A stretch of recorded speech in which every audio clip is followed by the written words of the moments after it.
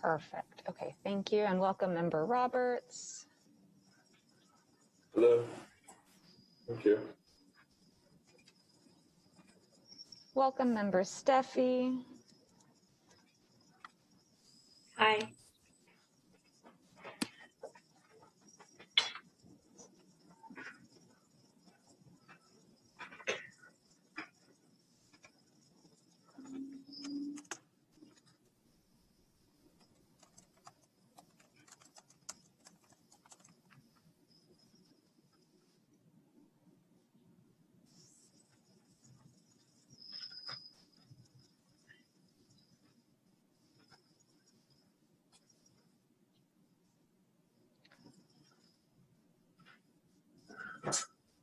Welcome, Vice Chair Inocencio.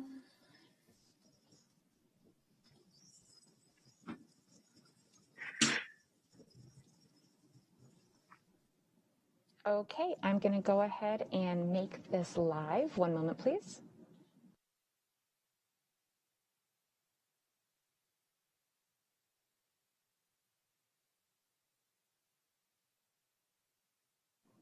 Thank you. We're good to go.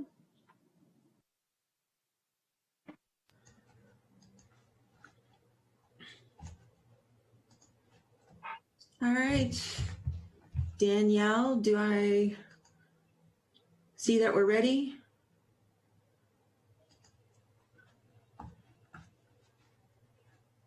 Oops.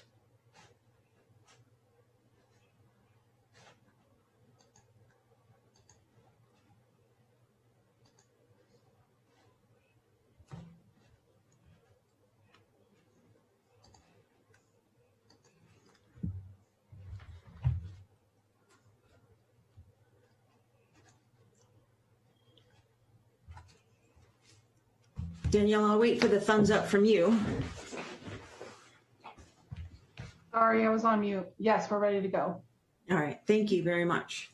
So calling to order our Community Advisory Board meeting for July 28th. Danielle, can you do roll call for us? Yes, I can. Member Barnett? I'm here. Member Baldenegro? Here. Member Harper is not joining us. Member Richardson, I don't see her yet. Member Roberts? Hello, here. Member Square? I think I saw you. Here. Thank you. Member Steffi? Here. Member Tornado, I don't see her yet. Nope. And member, well, we haven't done your official oath of office, but member Rom. I thought he was here. Not here. I think we just lost him. I think so. Okay. Well, whenever he gets back, we'll do his oath of office. Oh, look who's here. Okay, sorry about that. I have all members present except for members Harper. Oh, I'm sorry. Vice Chair Inocencio. Here. And Chair Graves. Present. Thank you. I have all members present except for members Harper, Richardson, Rom, and Tornado. Great, thank you for that roll call. And we're going to skip over item 2 and hope that Rom is able to reconnect. At this time, I'd like to open it up to public comments. You have no hands raised for public comment. Thank you. And moving right along, we'll go to the approval of minutes. Those minutes were linked. Well, actually, Rom is right back, so I'd love to do his Yeah, and it looks like Member Tornado is having some issues getting on. So let me send her the link here too really quick. I apologize. No problem.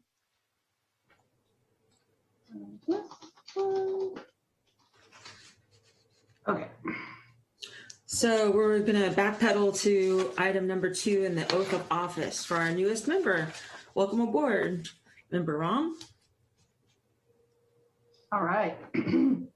Thank you. All right. So what I am going to do is I will ask you to state your name at the beginning, and then I will read the entire paragraph to you and ask you at the end if you accept. You ready to go? Sure. All right. So I state your name. I, Steve Rom, Do solemnly swear that I will support and defend the Constitution of the United States and the Constitution of the State of California against all enemies, foreign and domestic, that I will bear true faith and allegiance to the Constitution of the United States and the Constitution of the State of California, that I take this obligation freely without any mental reservation or purpose of evasion, and that I will well and faithfully discharge the duties upon which I am about to enter. Do you agree to this? I do. Great, thank you and welcome to the cab. Thank you.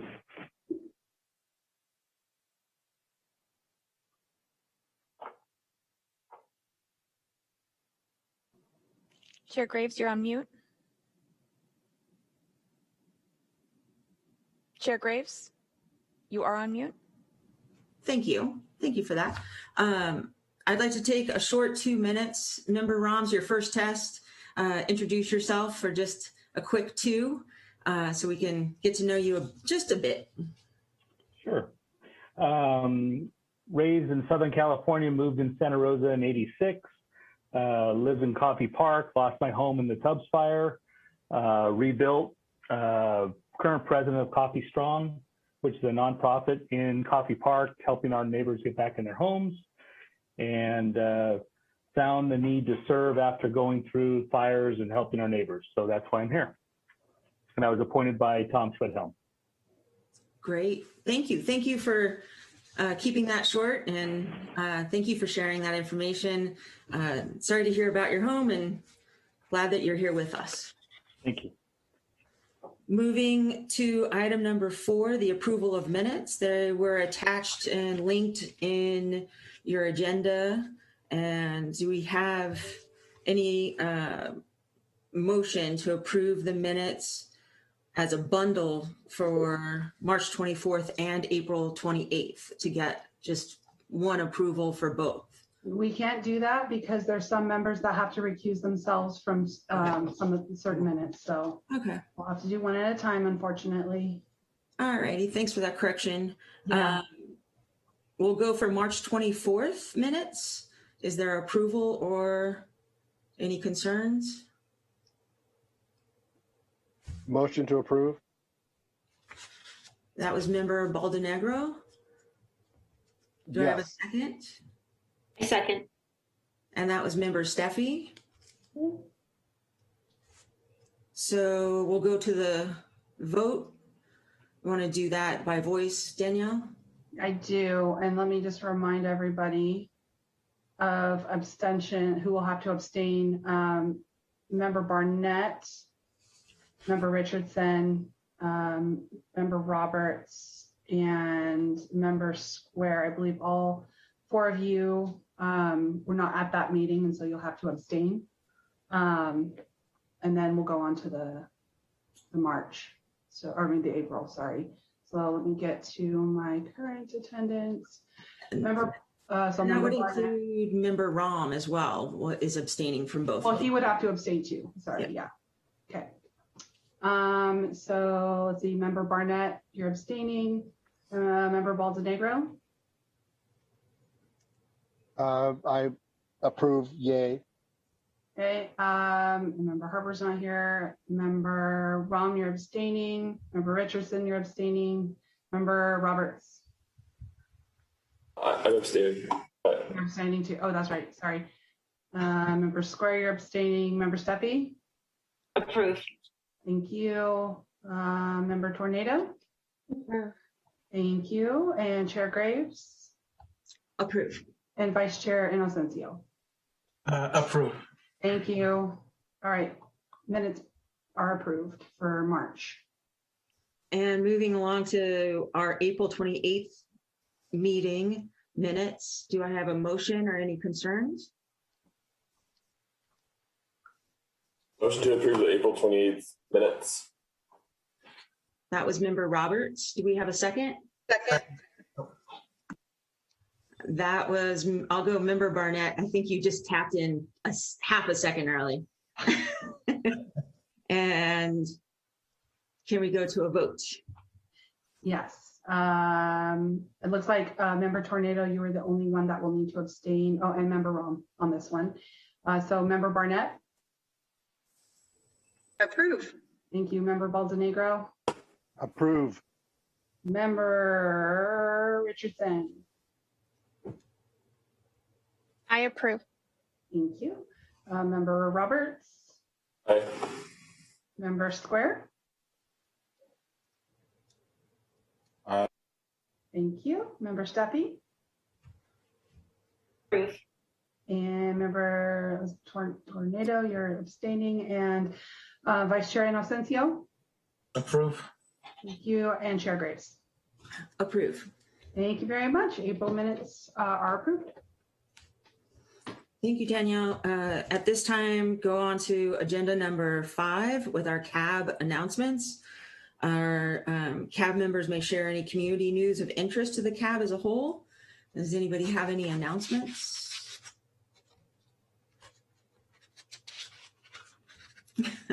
Member Barnett? I just want to share with the CAB since there's a new community ride going on in Santa Rosa. It meets at Humboldt Park. It's called Taco Tuesdays. It's literally being organized by members of the community that said Santa Rosa needs a Taco Tuesday bike ride, but we ride through 3 of the districts. So it starts in the JC neighborhood, goes through the McDonald Mansion neighborhood, into the downtown, so the core, and then we end up at the Roseland Taco Truck. So I just want to let you guys know every Tuesday, 5:45, everyone meets up at 6:15, pedals up. Anywhere between 40 to 60 folks from all over the neighborhoods are coming together with their families and their kids and their cargo bikes and their BMX and every kind of bike you can imagine. And it's a parade every Tuesday night, and we're having fun. So I invite all of you to come on down and have tacos with us. It looked fantastic. Great write-up in the paper. Any other items to share? I don't see any at this time. Correct me if I'm wrong. And we'll move to staff updates. Right. Let me pull this up here. And I believe, Madeline, I believe that Gustavo is in the audience to help answer questions that might come up from these updates. Wonderful. I'll be sure to unmute him. Thank you. So community empowerment plan updates. We are currently working on the declaration to declare racism as the resolution to declare racism as a public health crisis. We are working with other city staff to review and edit the draft, and then it will go to the city attorney's office for review. After the city attorney has had a chance to take a look at it, we'll do a community review where we will get input from the community on the draft before we get to council. In addition to that, we have a really exciting update on the Mary Lou lowrider. The car was finally dropped off to have the hydraulics installed. So the build is underway. After the hydraulics are installed, then it will go to a local body shop for body work and paint. So we're super excited about that, and we'll keep you updated on the progress of the build. Moving along to the open government updates. We are currently wrapping up finalizing the citizen guidebook. So again, it's going through the internal review process. It's with the city attorney and the city clerk currently. And next it will go to our communications team And then again, sort of like the draft resolution, once it's final, then we will conduct a series of focus groups with community members to make sure that the book is understandable. It's easy, you know, like there's no, like, what does this mean? That pops up for people, and it's fun and engaging for folks. We did have a mini focus group with some of our younger staff, our interns and our Vistas, who took a look at the graphic design this week. And they all said that they're really liking the way that the design looks. Their comment was, it feels like if that was the final draft, they would want to pick up the book and read more. So that was really great feedback from them. So more to come on that. The next Open Government Subcommittee, I believe is scheduled now. We do have a date. It's for August 19th, Madeline, is that correct? Correct. Okay, thank you. And more information, including the agenda, will be out in about a week or so. So that is the update on open government. Moving along to the Violence Prevention Partnerships Crisis Response Team. So joining us today for the update is Gustavo Mendoza, who is our Community Outreach Specialist with the Office of Community Engagement. Just real quick about the partnership, in case you don't know much about it. It's a collaborative which is housed in the Office of Community Engagement, funded by Measure O. Currently, and we'll have more information for you about the partnership at next month's meeting, but I wanted to just touch base really quick on the crisis response team, which was developed and is hitting the ground running currently in response to the violence we've seen in the community over the last few months. So our Violence Prevention Partnership is implementing a crisis response protocol aimed at restoring peace in the community and assisting family members, relatives, and those impacted by violent incidents that are occurring in the community. The protocol activates not only a police response, but other city departments, including the Office of Community Engagement, our Recreation Neighborhood Services, Code Enforcement, and Public Works, as well as community service organizations, social services agencies, and schools to respond promptly to acts of violence. The community crisis response team includes an SRPD response, which is immediate, happens right after the incident occurs. Within 24 hours, SRPD provides notification to the City Council, City Manager, and the Violence Prevention Partnership of the incident. And then within 72 hours, the Santa Rosa Violence Prevention Partnership staff will determine the appropriate next steps for the crisis response team, including identifying and deploying resources and identifying a course of action. So because this is a staff update, right now, the CAB cannot go into any sort of discussion on this. I will take just a few questions if you have it, but we are coming back on August 25th to the board with a full presentation on the whole Violence Prevention Partnership, what it is, how it's funded, who the partners are, et cetera, as well as more information about the crisis response team. And for this particular presentation at next month's meeting, we will be conducting our own outreach to invite community members to attend as well. So we really encourage our members here on the CAB to, once we have the outreach flyer ready, to take that flyer out to your community contacts and provide information about that presentation at the next meeting. With that, that is our update for this evening. Thank you, Danielle. Danielle did open it up to maybe a question or two, but remember that report, or excuse me, the presentation is coming out in August. So we may be better suited to ask our questions at that time and informed. But if there is a question for Danielle now, I'm not seeing anything. Gustavo, did Gustavo want to say something? No. I'm not sure. Okay. Gustavo? Anything to add that I might have missed?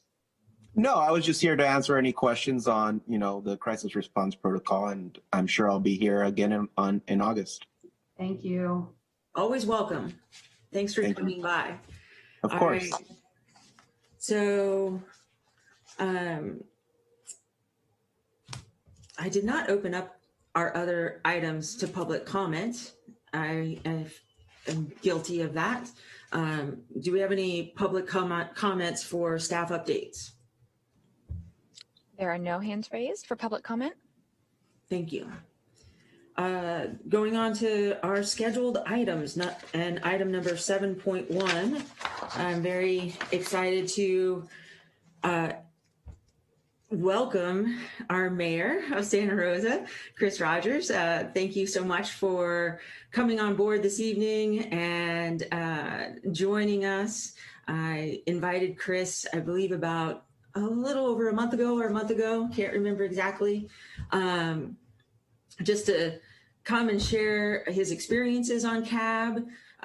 Chris I think this was your first city board that you were on, and then going on to city council, and now, as we know, mayor of our city, and also talk about roles and responsibilities, and just infuse us with your knowledge and excitement and of everything Santa Rosa and of the CAB. So take it away, Chris. Thanks for being here. Thank you so much for the invitation, Madam Chair. I hope everybody's doing well. I really just want to come here first and foremost and thank you for participating with the Community Advisory Board and for doing the yeoman's work here in our community on many of the issues that we're facing. The chair is right. I did a 4-year stint on the Community Advisory Board, and I know that one of the biggest challenges that we always had was sort of defining the role of what CAB is supposed to accomplish and what your role is within the community. And I know that it was up to pretty much individual members to define that for themselves, to see how involved they wanted to be and to be out there and talking with the folks about different issues. And I can't imagine that that's gotten any easier over the last 18 months as well, where I know folks have really been trying to figure out how to build community virtually, whether it's through Zoom or through social media, and the challenges that that presents. And I know how much everybody's looking forward to getting a little bit more back to normal, and especially with this Delta variant, doing so cautiously as we move forward. So I just really wanted to come here and just say thank you. It is a lot of work. I know the chair and I have talked numerous times about using this downtime, if that's what we'll call it, to be able to build the infrastructures around community engagement. It is a priority for the city. It is a priority for our community to do better community engagement, to focus on our DEI work, which means reaching into the communities that we don't traditionally hear from, bringing people to the table who usually are not invited to the table or joining them at their own, to be able to make sure that the perspectives for our community are being heard. There's a lot that's going on. Even just yesterday, for example, the county voting to move downtown sets a whole bunch of things in motion that we had not accounted for in our staffing and in particular in our budget. And I'm seeing Danielle is definitely smiling and laughing because she knows that there's a lot coming. But we've got a drought. We're going into fire season. We're still dealing with COVID. As Member Rom brought up, we're still rebuilding, not just from one fire, but from multiple disasters. We have public safety power shutoffs that we're still figuring out how to get through each and every season. And the one underlying factor for all of these things is communication. How do we make sure that the flow of information reaches the people that it needs to, that the needs of the community are brought forward and addressed, whether it be at our boards and commissions or from the dais at council meetings. And so again, just wanted to really say thank you for the work that you're doing. The chair told me I had 15 minutes. She wanted to be really strict. I think she wants to make sure that she's running a tight ship, but I'll turn it over to you all. And I'll just ask you, is there anything that's on your mind? Are there any questions that you have for me? Or is there anything that we can do to help try to make your positions a little bit easier, a little bit more effective, and our community just a little bit more engaged? And I see Member Roberts. Hi, Mayor Rogers. Thanks for joining us. You mentioned that there's some flexibility in what our rules are going to be with CAB. Did you have any priorities or projects that you focused on more than others, or any specific departments, etc.? Yeah, it's a good question. I've always seen the role of CAB in two different trajectories and paths. One is to build the relationships within the community so that when we do have issues we need to talk about, say the drought, for example, and we need to push out information that there's a clear line of communication coming from the city into the community. But then what I've always found to be the most important role for CAB is to really be the on-the-ground folks in the neighborhoods who are able to hear of issues, who are able to help direct people to resources to make sure that neighborhoods are getting their needs met. Your former chair, Member Barnett, she and I have talked about this over the last 10 years. I think we've known each other. I really see Santa Rosa as a city that's made up of individual pocket neighborhoods, each one with its own identity, each one with its own challenges and issues. And it takes this is why I was very supportive of district elections and why CAB has served a very good role. Each of you is set to represent a specific area. To get to know that area extremely well, to be able to bring that voice forward, to make sure that all of those issues are being heard. So I see that as the most important role that you can have. And again, I know it's been a challenge in COVID, not being able to see folks, but hopefully now as events start to pop back up, as we start to do some of our more neighborhood focused work, I hope that you'll find the role fulfilling. And that those of you who really can put in the time will put in the time and really make it something that's successful here. But we had a big challenge when I was on. I think that the big victory for us was being able to allocate some of the road funding. And that was an opportunity that came up with some one-time dollars. And I'd love to see you all do it again. Hasn't made it into the city's programs yet, but one thing that I'm very supportive of, and I think that the CAB is perfectly situated to do, is some of the outreach for participatory budgeting, giving folks in neighborhoods the ability to allocate some of the funding that's coming to their area for themselves to see what they would like. And then obviously there's on a micro level, the work that you do with the community improvement grants is really important in that regard.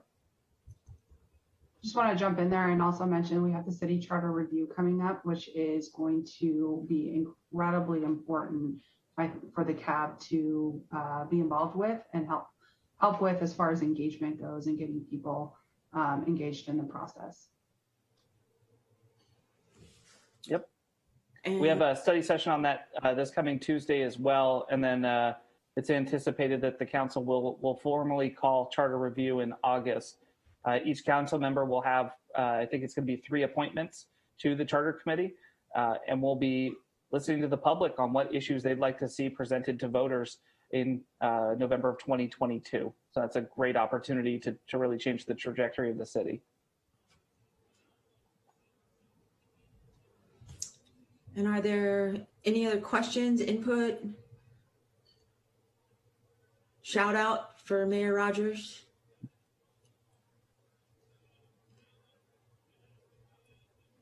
Not seeing any hands raised.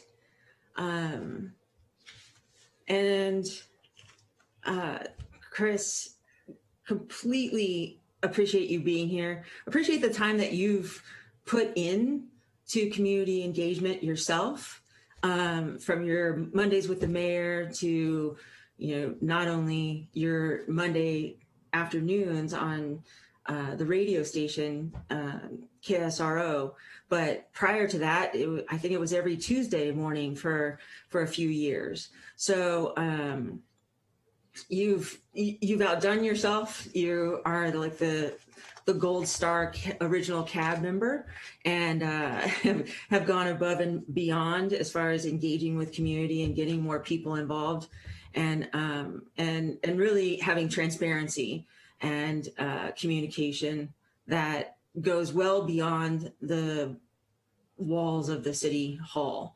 So I really appreciate that as a community member, appreciate that as someone who is getting questions, even just today, this afternoon, at a doctor's appointment, getting a question from a nurse and being able to answer the question, being able to talk about our clean team, our rapid response clean team around city and how trash and debris can be picked up. So I believe the correct name is debris response team, by the way. And they have a phone number, an email, and a website that you can go onto. And of course, I told her to email because that's my mode of choice.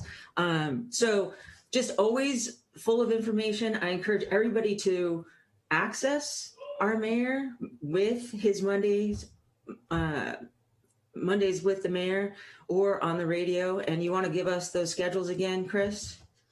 Yeah, so it's first and third Mondays of the month are via Zoom, and that's at 5:30. And I will admit, I'm sometimes have been for the last month or two, been derelict about uploading those videos after the fact to Facebook, but we're working on it.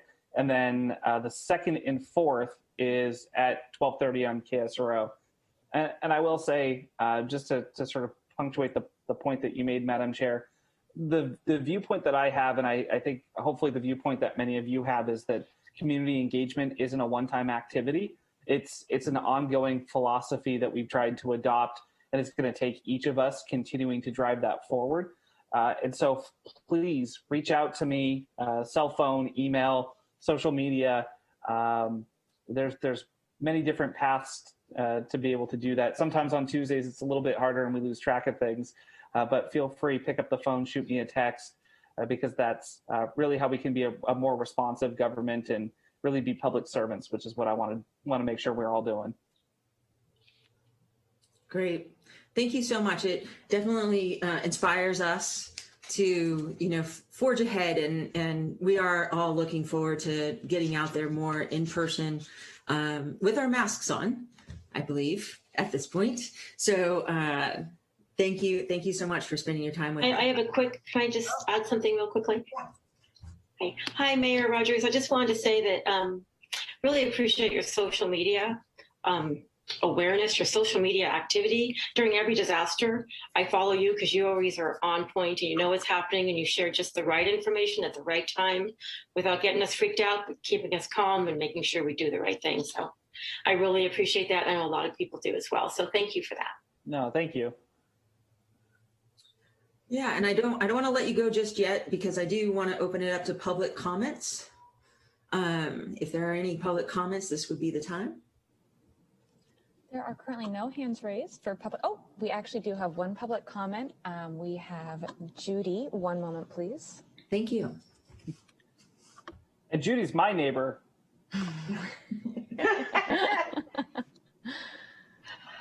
I just want to let you know, can you hear me? Yes, we can. Oh, okay. I'm coming up on your next agenda item as a person who has gotten which you are looking at a CAB grant. And I just want to let you know that since 2007, I have received 4 CAB grants. This will be my 5th one if you do approve it. But one of the CAB grants that I did several years ago was a neighborhood beehive, which was a very small grant of $300, but I was able to parlay that into an entire bee suit and beehive equipment. And for several years, it was in my neighborhood. Can you all still hear me? Yes, I can still hear you. Okay, so for several years, it was in my neighborhood. And the people that were in charge of it left town to start a farm in Minnesota.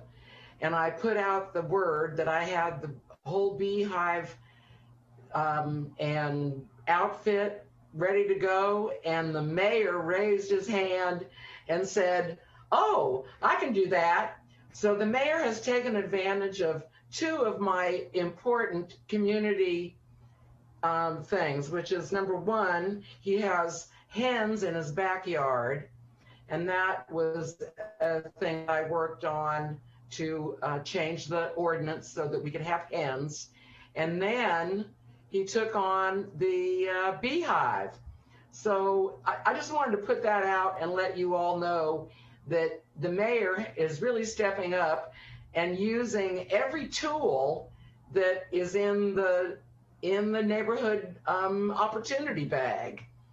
So that's just my shout out to my neighbor. Thank you. And if I can comment, Madam Chair, before we go on to the next person, one of the first years I was on CAB, and Cherie, you might remember this, there was a big argument on CAB about the B box because one of the requirements for the CAB, the community improvement grants, was that it had to benefit the entire community. And so we literally had to have a conversation about the benefits of having bees in the community for, you know, it's not just if I have a bee box in my backyard, it benefits the entire neighborhood.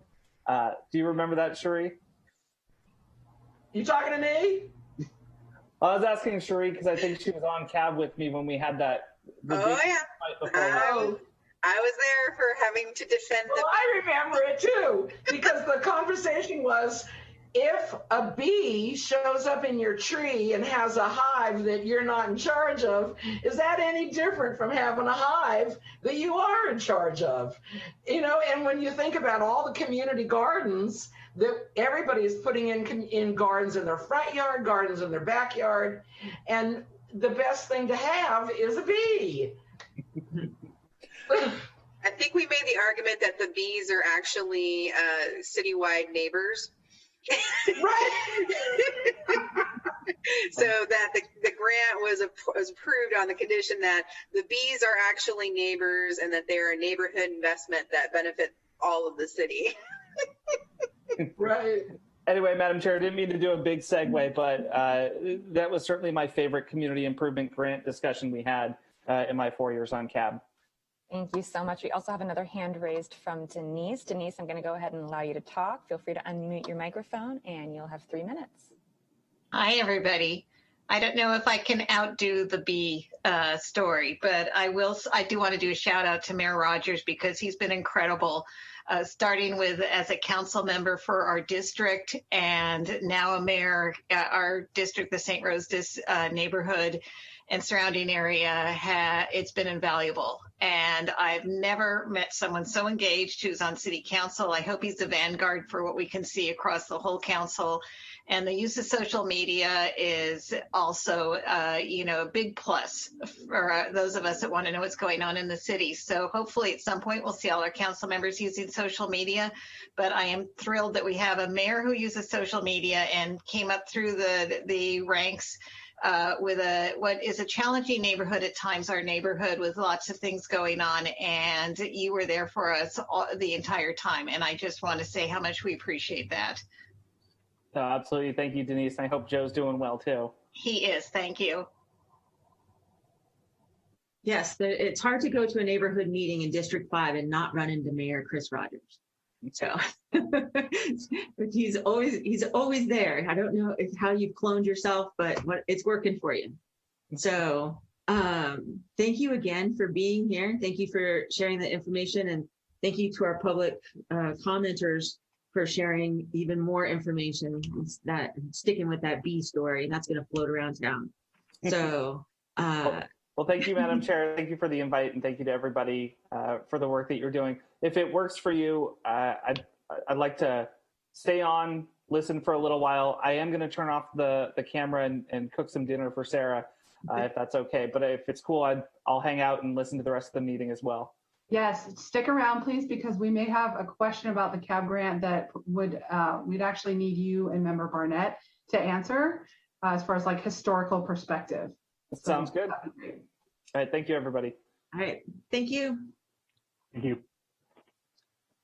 And with that, we are moving right along with item number 7.2, which is our report for the Community Improvement Grant Program Q2 applications for funding. And our presentation, Danielle is going to handle that and give us some background and some more information on logistics here before we head into those applications. Right. If I could have Madeline reload the presentation. Oh, look, I'm all done. My apologies. It's okay. All right, so I think everyone received a copy of each application, correct? Please let me know right away if you did not receive an application. or any of the applications. We received 6 for this quarter. There are other opportunities for community groups to apply for the program this year. The next application deadline is September 30th at 4 o'clock.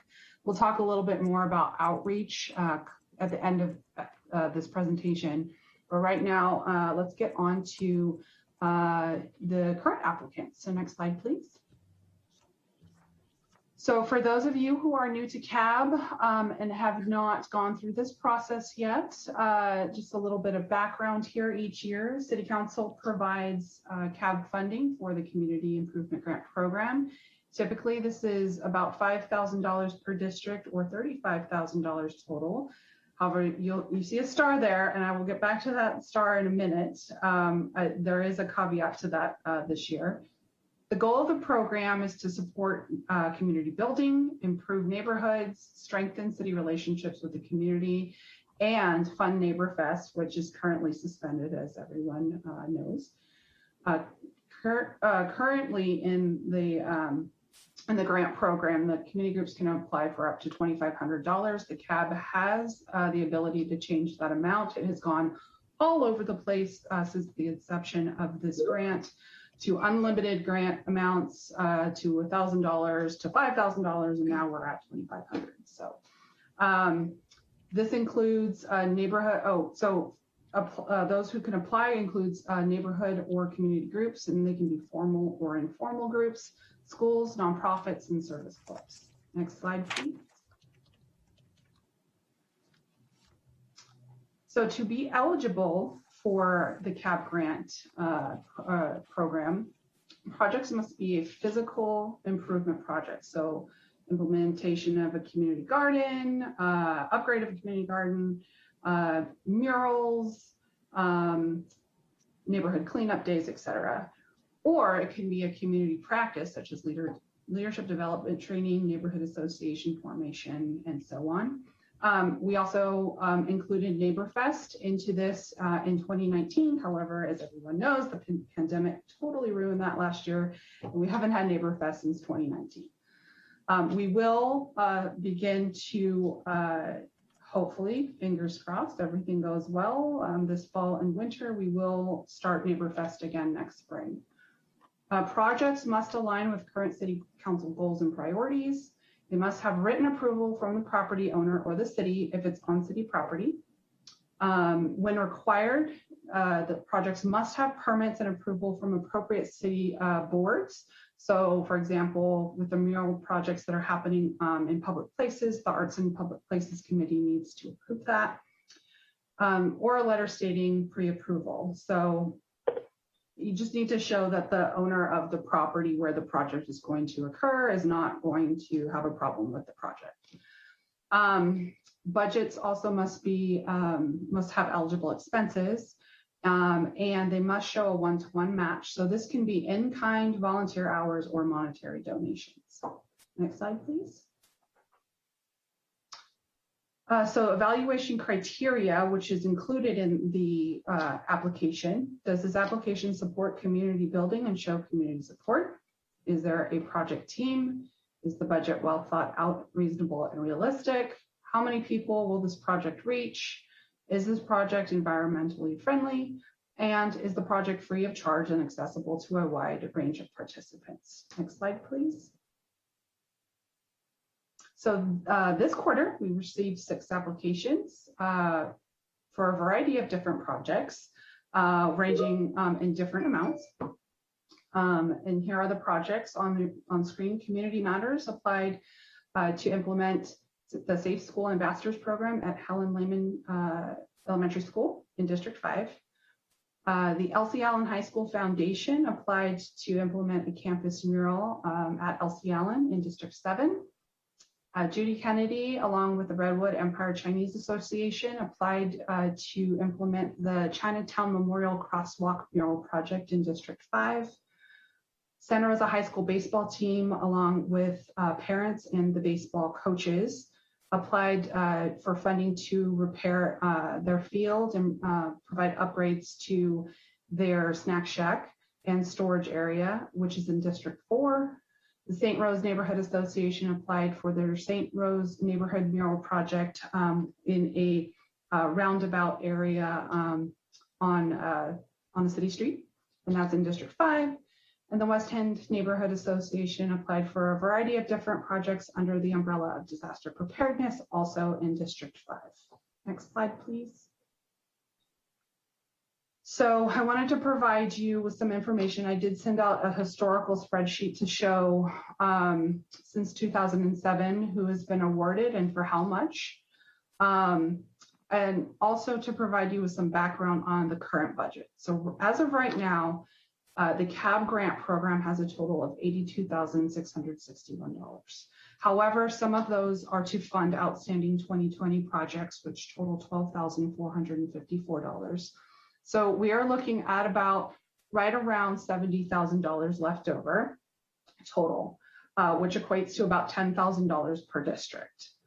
Q2 funding requests, they amount to $13,328. So if the CAB decides to grant all of the applications, or approve all of the applications tonight, the remaining budget for the remainder of the fiscal year will be $56,879. Next slide, please. So there's several options for the CAB, and I know that Chair Graves had reached out with some questions that we can also discuss as a board. So options for the CAB, staff recommendations, my recommendations, are that you approve all 6 applications for funding. To do this, a member makes a motion, another member seconds, and majority must vote in favor to approve all of the applications.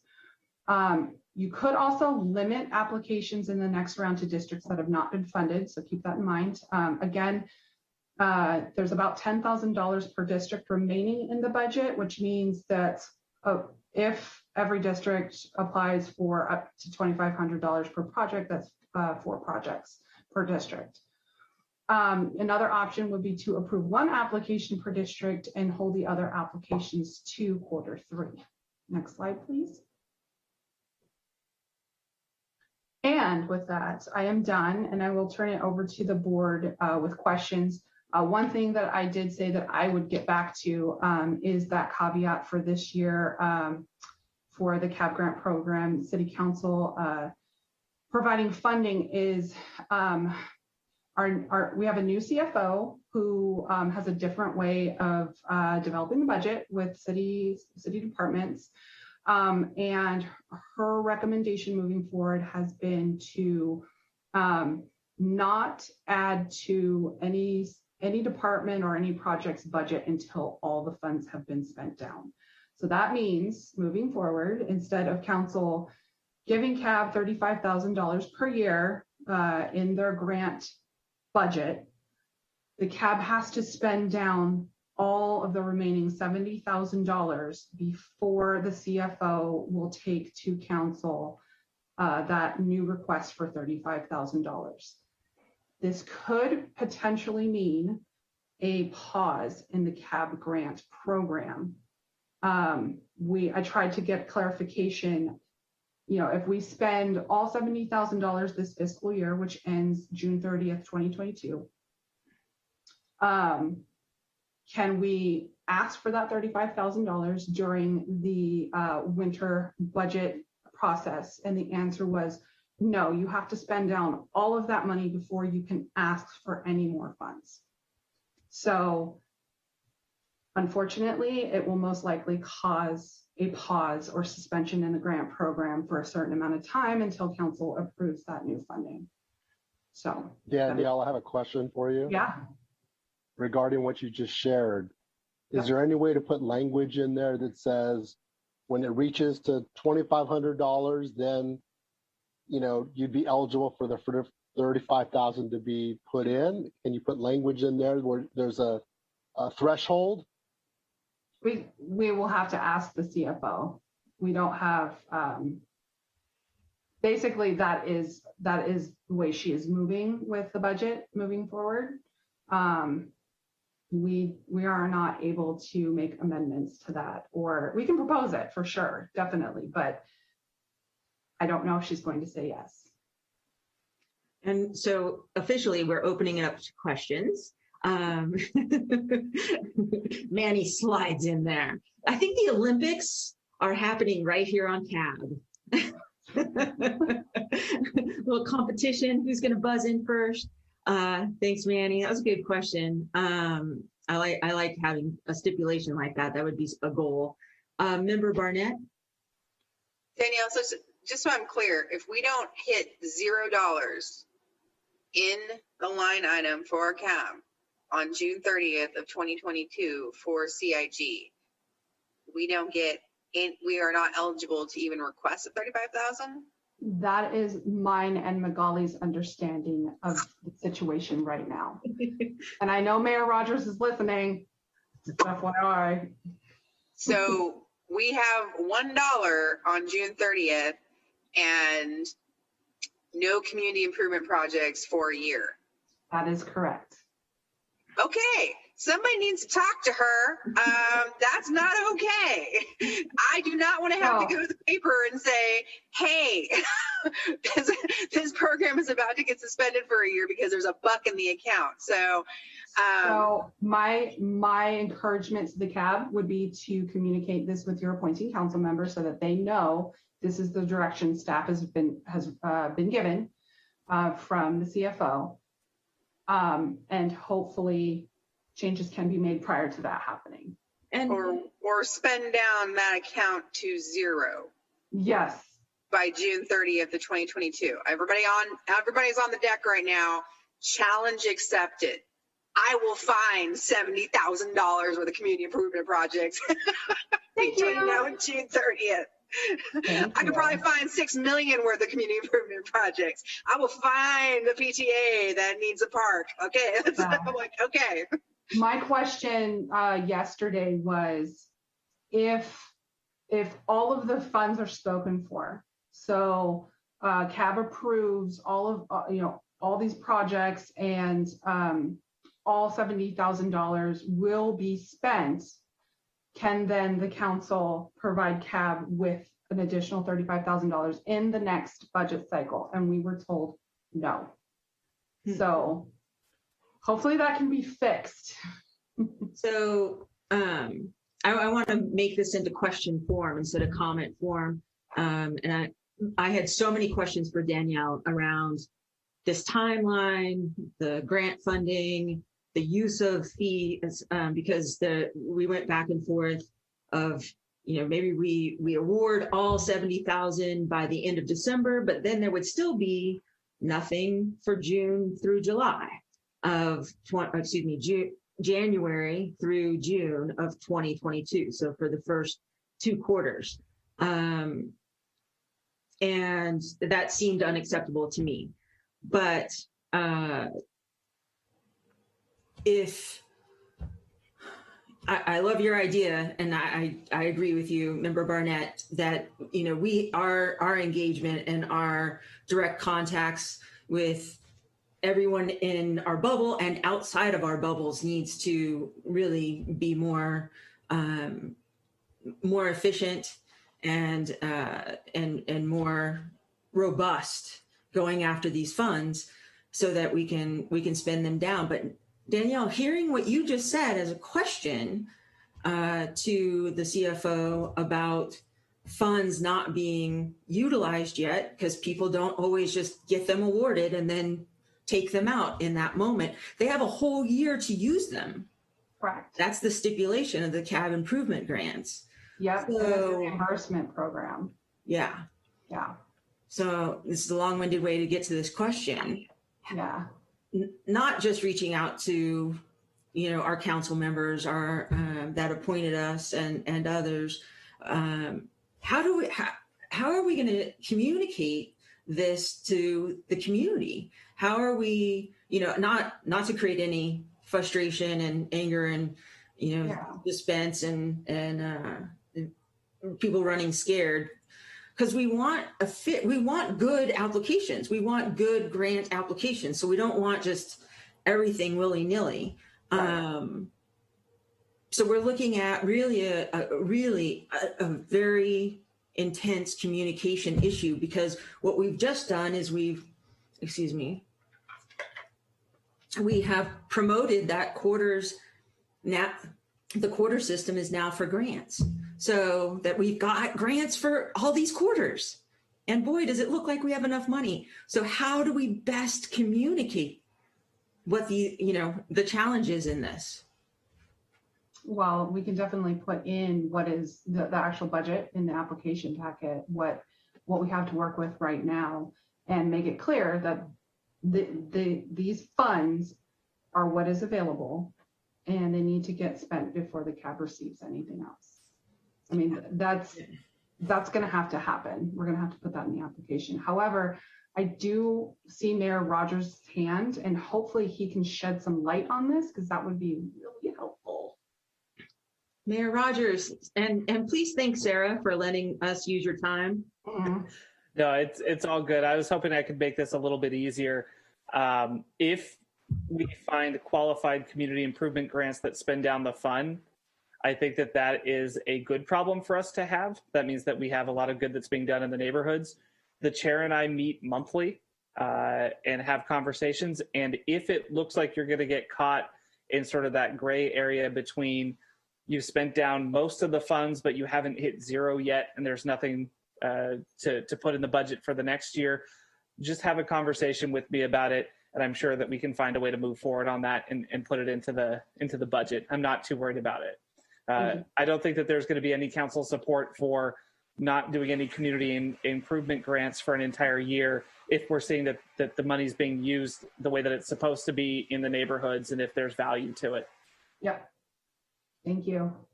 Great. You heard it here, folks, and it'll be in the minutes. We're keeping you to it. I'm tapping my pen on my paper. Thank you for that, Mayor Rogers.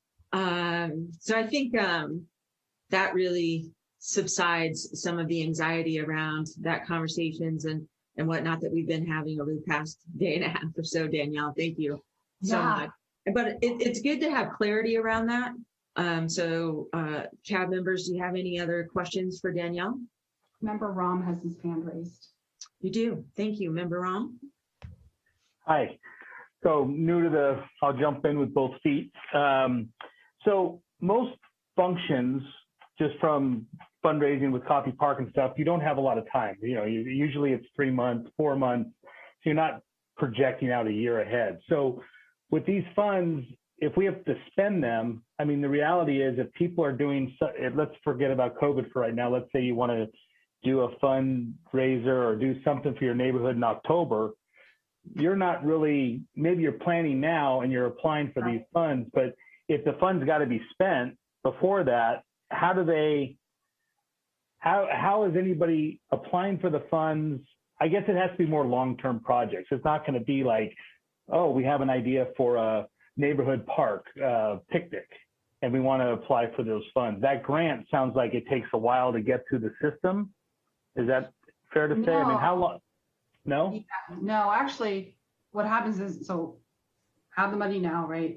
Let's say with these applications, if CAB approves all 6 applications tonight, they can hit the ground running and implement their project. The only thing that they have to wait for before they can submit for reimbursement to us is they have to have an agreement in place with us. So while they're beginning the implementation of their program, I'm on the back end creating that agreement with our city attorney's office. So, and those usually go through no problem. And then once the project's complete, then they can submit for reimbursement.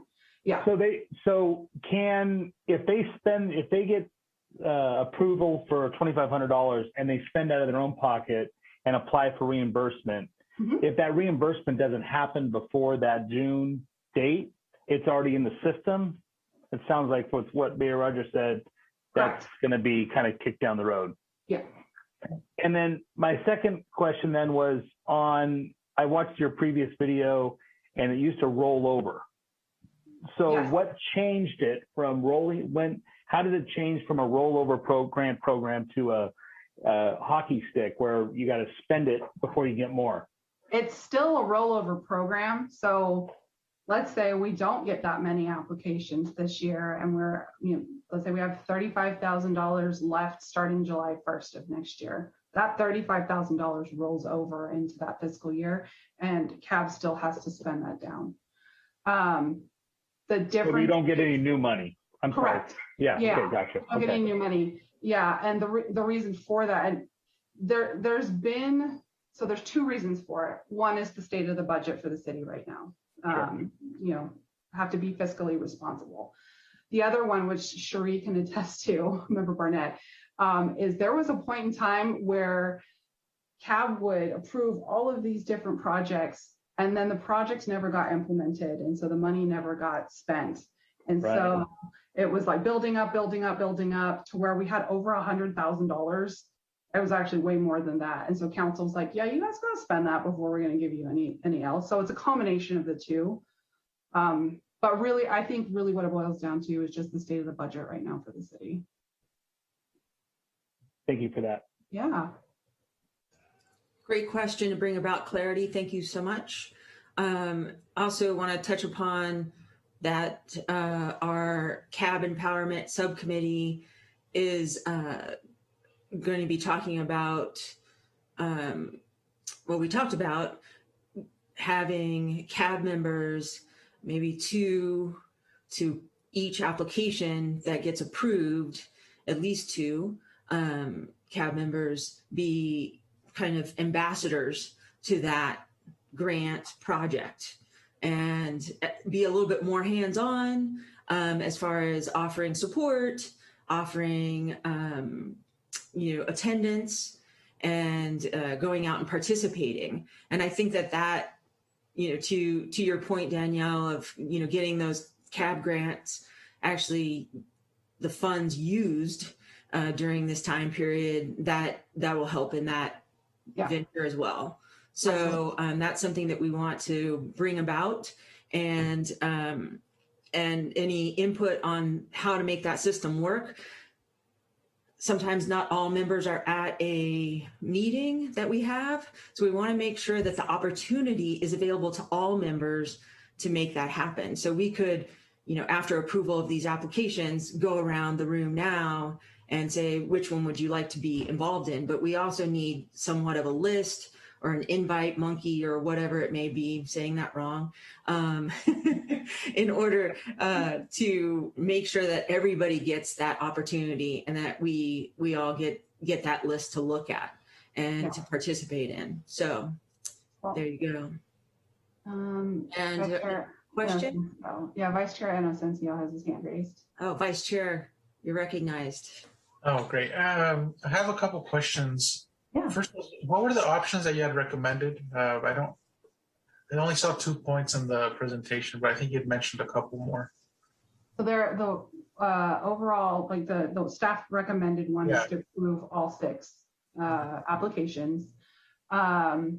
Within that, Madeline, do you think you can pull that up, please? That slide? Yes. Let's see here, one moment. Thank you. There were a couple sub options within that particular one. And then the second option was to fund only one application per district this round, and then hold the other applications until the next. But again, staff recommends that first option. So the sub options under number 1, well, there's actually only one. So you could limit applications so if you do approve all 6 applications, then I recommend that you limit applications in the next round to districts that have not been funded. Specifically for District 5, right? You have 4 applications for District 5. I would take District 5 then out of the running if you approve all 4 applications tonight for District 5, because based on those applications, I believe it's almost $10,000 total for that district. I think it's a little bit less because one of the projects isn't quite 2,500. And then, you could, for the other districts, then, we really need to hit the outreach for those districts very hard the next couple of cycles to make sure that we get applications in for those districts. And then the other bullet point here was just, how you go about making that approval through. Okay. Yeah. And so is that is it normal that one area has such a heavy concentration of CAB grants? Yes. And have we dealt with this in the past in this way, or? Yes, I blame the mayor. He probably did a lot of outreach on his end to his district. What we need to do, aside from CAB members increasing their outreach, and we can talk about what that looks like too, because it looks like we can start getting back out there in community and tabling in person. But we also need our other district council members to take those applications and do outreach as well. I think that's really important that they're involved in this. So putting it all on you guys, take this application to your appointing council members. That way they know about it, number one, and they can help with outreach too. Okay, and I did have another related question since we've changed the CAB grants to be every quarter now, right? And so, okay, and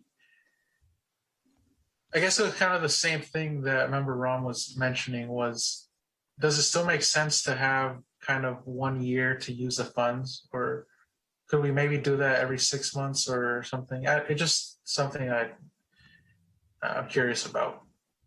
You mean going from a quarter system to like a every 6 month system, or? In order for the applicants to use the funds, like, because they have a year to do it, right? They do, and that was actually changed because in their agreement originally, when I came on board, it was, you have a full year to do your project, but if you need more time, you can have up to 6 months. And that was causing a major problem because the funds then still weren't getting spent down. So we set it as you have to get your project done within this year time frame because we want them to spend down those funds. The other thing too, I will quickly mention, I'm not making any promises on this, but I know that we brought it up with the mayor and a couple other council members at one point. This is a reimbursement program, and it is, from our perspective, it's not equitable when it's a reimbursement program because it prohibits some of our neighborhoods from being able to put the money up front, right? And we've tried to find other ways to make that happen, like having a nonprofit be a backbone organization for that fiscal sponsor. But we're finding a lot of nonprofits don't want to do that because we can't through this program pay the overhead fees for that, and so they're less likely to act as those fiscal sponsors for those neighborhood groups. But on our end, we are trying to work out a way to make it so we can provide the funds up front rather than it being a reimbursement program. We have to get the city attorney's blessing to do that, so we have some work to do on our end to make that happen. Yeah, I think that'd be a great idea because, like you said, we have to have the $2,500 up front to reimburse it, and that's not easy, especially for a small neighborhood group. Right. Those were all my questions, so thank you. Mm-hmm. Are there any other questions from the CAB members? Danielle, I also, talking of equity too, and again, getting back to communication, because we didn't have this information to communicate with this first round of quarterly grants. We've communicated quite well, that I believe, or we gave a lot of resources to people to find the communication, did videos, you guys sent letters to numerous community groups. We did social media engagement and whatnot. But we didn't talk about this funding issue and how much funds that we have, that we actually have more extra funds, but getting to the process tonight of having 4 applications from one district, and my calculations, there'd be $1,672 left for, if we said, okay, all 10,000, we could give all of them a grant. and that would spend down $8,328. We'd have that $1,600, a little bit extra than that, left over for the remainder of the next quarter and 2 more quarters. Correct? So, District 5 overachievers would, first apply, first served, but that's not really what the grant program is, as far as how we communicated it moving into this quarter system. We kept communicating that you can apply any quarter. So for funds. So that's something I would like to open up to the board. I know that, it's a tough one because we weren't really prepared to make any kind of decisions around this. This wasn't, communicated to us yet because this information hadn't come out from the CFO. But it's something to wrap our brains around because we want to honor these applications now, but we also want to honor future applications because we don't want to disqualify people just because they didn't get their application in this first ever quarter system of quarter 3 at this time. So how is there any input around that?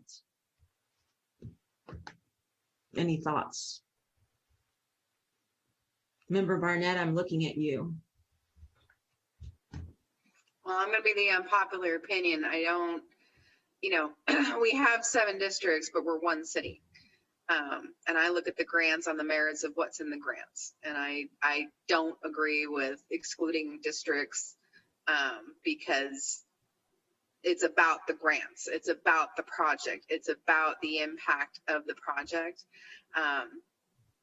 And yes, I want to see representation and I want to see projects in every district, but I don't want to disqualify somebody because of their zip code. Because if they're a member of the city of Santa Rosa, these grants are for them. These are for the residents of every neighborhood across the city to do something towards neighborhood community improvement that could benefit everyone around them. And so I'm going to go back to our little bumblebee analysis that these grants are bumblebees and they benefit everybody. And I don't care where the pollinator starts from.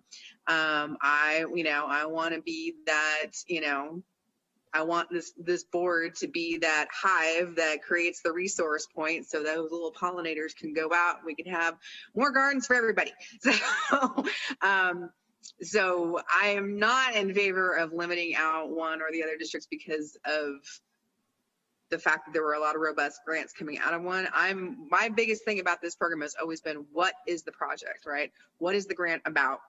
That's always been my focus. I don't care what zip code it lands in. I want to know, is it a good project? Is it something worth amplifying? And in a lot of these grants, there's amplification in them. A lot of these grants are great ideas and concepts that I would love to see other neighborhoods looking at for themselves and saying, hey, can we use this as a template? Can we, because that's one of the other parts of CIG is that I think, years ago we funded goats and I'm like, there's plenty of neighborhoods around here that need goats to come up and eat the weeds, right? I would love to see more bee boxes, right?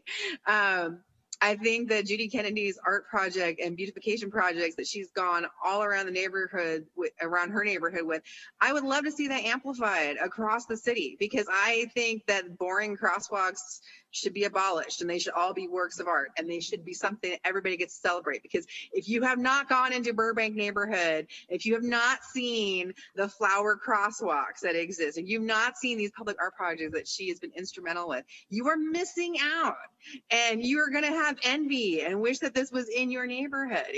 So for me, it's about the grants and the projects, and I don't want to exclude or limit districts going forward with it. My bigger stress in all of this is that I want this fund, I want this thing spent down.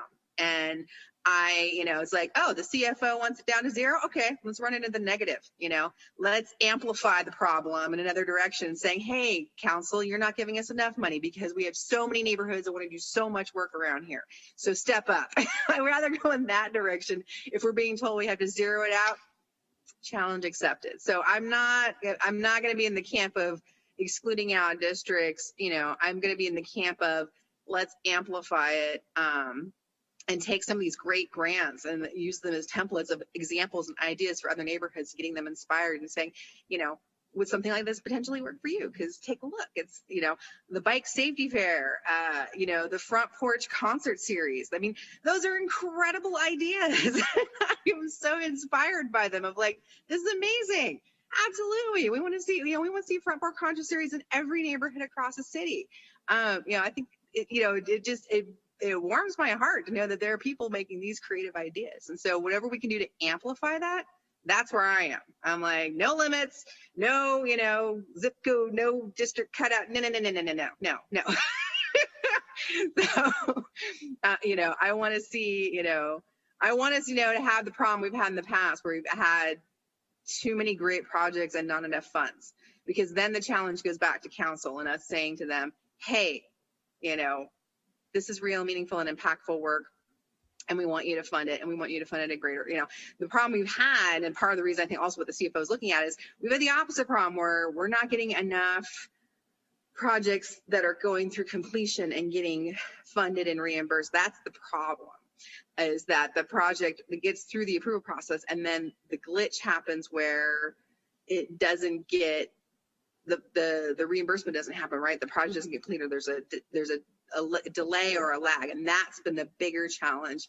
And then Danielle's right that trying to resolve it in terms of equity, in terms of the CAB stepping up with a greater support role to help follow up with them, even if it's at the 6-month mark, maybe on the core system of like, okay, your grant's been approved. Within 3 months, you're going to hear from a CAB member to check in on the status of your project and where you're at. That might be, one of the things that we might need to future implement with CIG so that the fund gets tapped, right? So yeah. Great. Those are all great points. I want to allow for input from everyone or anyone.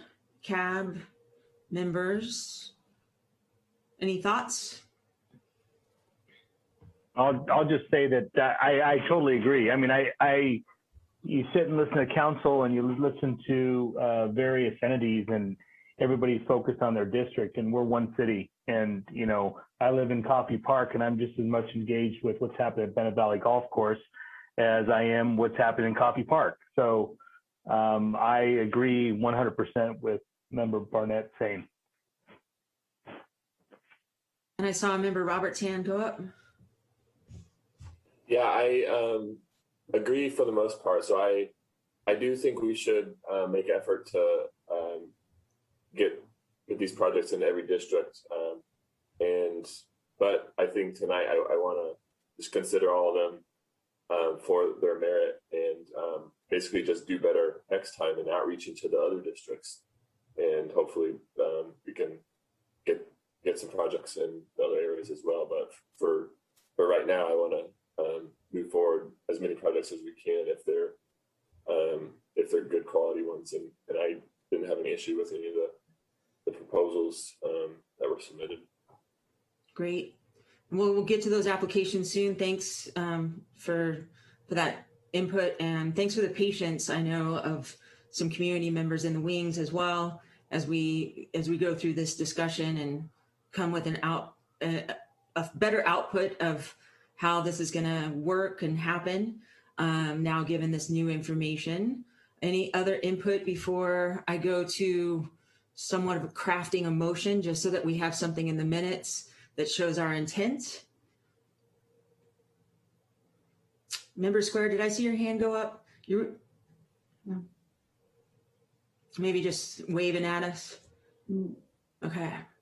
So I don't see any other questions or input. My motion I'm going to put forward is that we put no limitations on how many grants we approve tonight, and we put no limitations on approving grant applications from one or more districts in community improvement grant quarter applications going forward. Is that clear enough? Can you restate it one more time, please? No.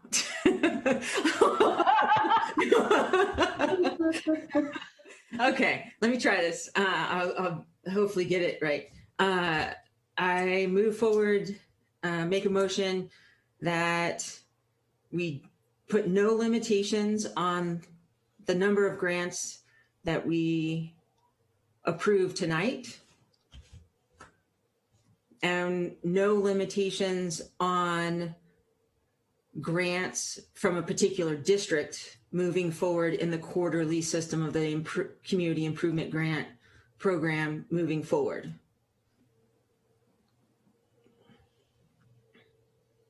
Okay. Second. And that was Member Barnett. Thank you. And with that, can we have a vote? Yes, sorry. I swear, I feel so out of practice. All right, Member Barnett. Aye. Member Baldenegro. Aye.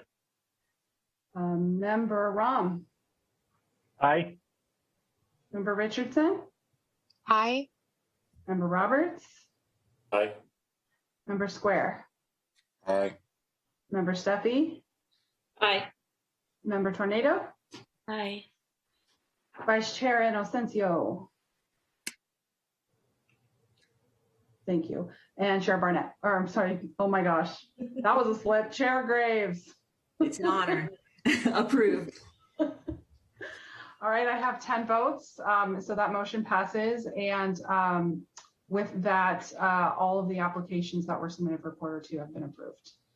Well, for those of you on the line. Actually, I don't believe we just approved all of the applications. I just said that there's no limitation. Oh, you're right. Yeah. Okay, so then we need a second yeah, motion. so we have to, like, I think that's a separate, right? And you also need to open it up to public comment too, please. Yeah, where is that comment? Oh yeah, public comment, correct? That's correct. This is not, this is on the presentation for public comment. This wouldn't be on applications. So I would like someone to make a motion to approve all of the applications for this evening, if that's what the CAB wants to do. And then before we do a vote, then we'll open it up to public comment. So I'll make a motion Thank you. to approve all the applications for this quarter. Thank you. Member Richardson making that, and Member Roberts is seconding. Okay. And now vote or public comment? Public comment. Thank you. Okay. So now we're moving forward with public comment in regards to agenda item number 7.2. At this time, we do not have any hands raised for public comment, but I do just want to double check in with Judy, as she did have her hand raised earlier on in the presentation. Okay. Judy, did you? Okay, perfect. Your hand is raised. Feel free to go ahead and unmute your mic. And you have 3 minutes. Can you see the screen?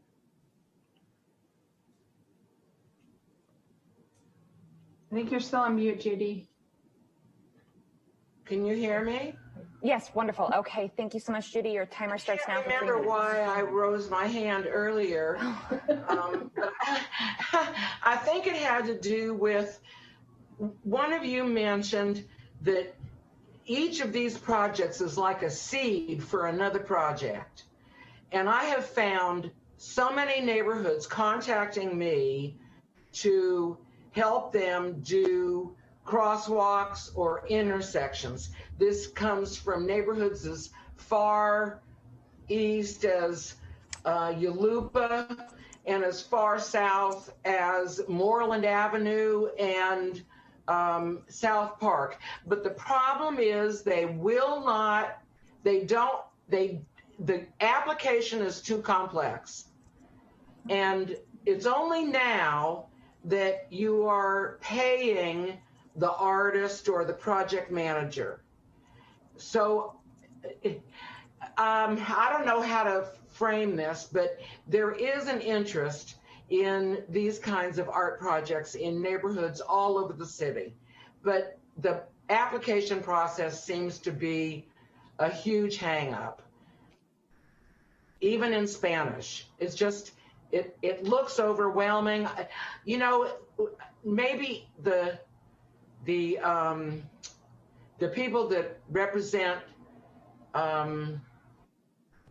Councilmember Alvarez could do a better job of helping them fill out the applications, because I'm getting a lot of requests from those neighborhoods, but nobody seems to want to follow up. That's it. Thank you. Thank you.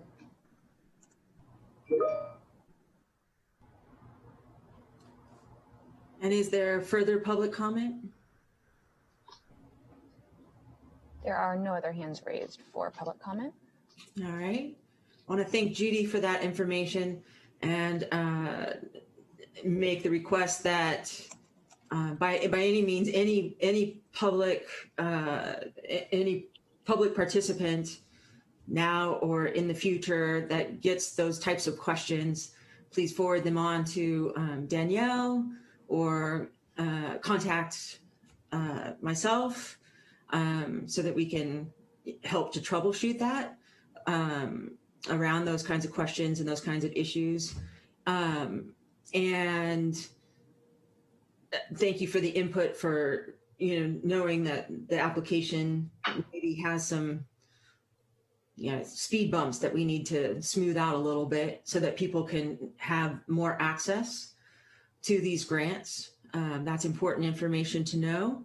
And by all means too, I think that, we probably could put some more information on the website as to the history of the grants, or if someone like a Judy Kennedy, and there's more than just you, Judy Kennedy, but there's others out there, whether they be artists or they be maybe, people that have experience writing grants or doing other projects, that maybe they would be willing to be of resource. Yep. And have their information listed under the grant on our website. So all of this, just, this is great information to feed into making this more accessible. And Danielle? Yeah, so there were 2 grant application workshops that happened when the grant was released in April. They were recorded. Those recordings are online, both in English and in Spanish. I think that I'd be more than willing to do that again if people found it useful, although we didn't have anybody participate in the Spanish language workshop. So we ran through the application packet and just made an informational video out of that particular session, and it is available online. So again, I'm open to that. And then this is also a task for the expertise subcommittee to work on, as they are tasked to address the application packet itself. We can talk about that a little later time, though. I want to get to the vote if there are no other questions or comments. We do have a couple more. Sure. Member Barnett, I saw your hand up, and then Member Tornado's next. It never fails that we're right in the middle of the process. For the expertise subcommittee, Danielle, since this just came up, can we add to the agenda next time we meet CIG Ambassador Program? Yeah. Because I think that offering a workshop is great, but I think that we need pollinators. And I think those pollinators are going to be existing grant recipients who've had successful projects, working with CAB members to go out to communities that have not had a grant, who have an idea and they don't know how to implement it. And I think that's where we have a powerful opportunity. So I want to add that to the subcommittee next month. But the thought just came into my head of all right, we're little bees. Now we need to figure out how to be little bees that pollinate. So thank you, Judy. And Member Tornado? To piggyback off Member Barnett, has CAB ever done cross-pollination between our districts to add more to the bee But have we ever done an event all together where we could actually do outreach or Like an event where the community gets to know us? Because I feel that our community is lacking the who we are, what we do, what we actually provide.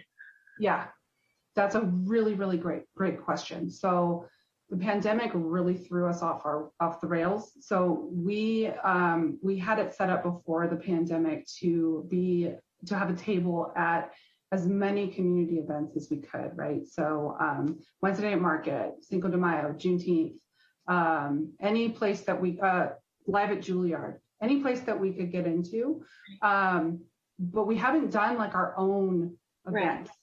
Yeah, we haven't done. CAB has not done its own event before, which is definitely something that I would be interested in looking into, and having the board like create that. That would be awesome, especially like as we start to go back out into the public.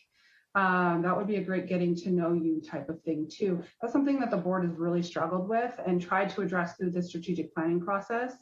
But again, pandemic just threw that all off. So we're totally open to any suggestions at this point. Yeah, what I'm getting at is if we just redefine what it is to have a community block party, and we just start one as a CAB coalition, basically.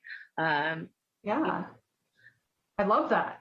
I absolutely love that. We have the Neighbor Fest program, which is a block party. Right.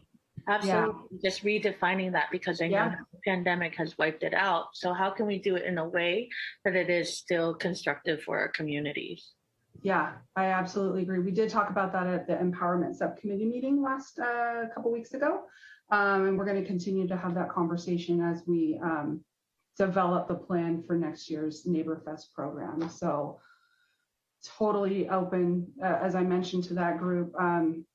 There were a couple different ideas too, because the original program is focused on disaster preparedness, right? But my vision of that program was to grow it from there, and make it a place where not only, the neighborhoods are having that block party, but then we create what I call a mobile city hall, where we bring city hall to the neighborhoods, right?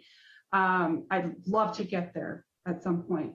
The other thing I'd like to incorporate in there is our multicultural roots project. We have these amazing stories that we are sharing through our regular city channels. We would like to take that on the road to these different neighborhoods. So if anybody from the board, doesn't have to be a empowerment subcommittee member, if you have ideas, would love to have a conversation around that. Probably can't get too far into that right now because it's not an agenda item, but I love that idea. I think that's a great idea. Thank you so much. That once again, you're all evoking the Olympics for me, and this is Olympics juggernaut of ideas right here.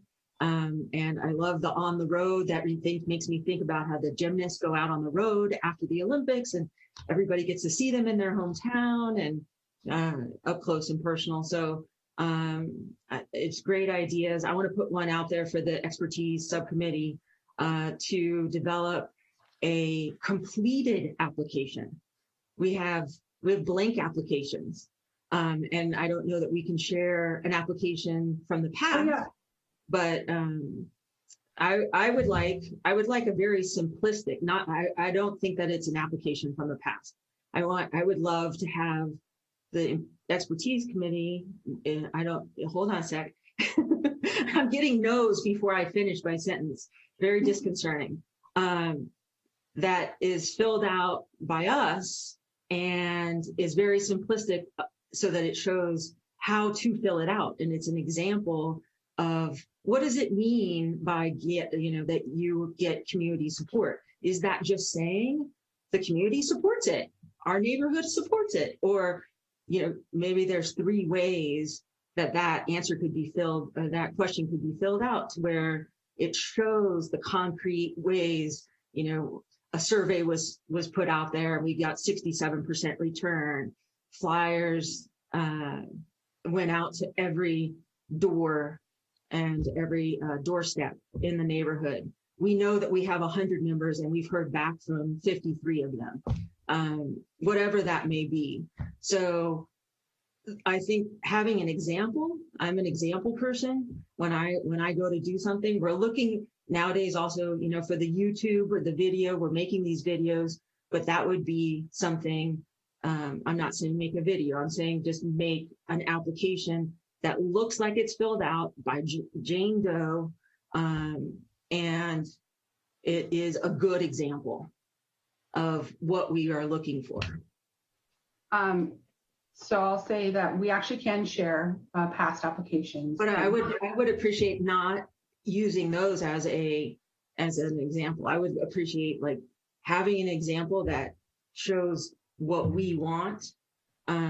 Because even if those got approved, they're just a little hard to read. They're, we want something like really simplistic and really basic and really straightforward to the point. This is what we're looking for. Not long-winded, but bullet points, easy,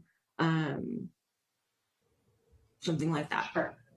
If the expertise subcommittee would like to work on that, then I will hand it on over to them.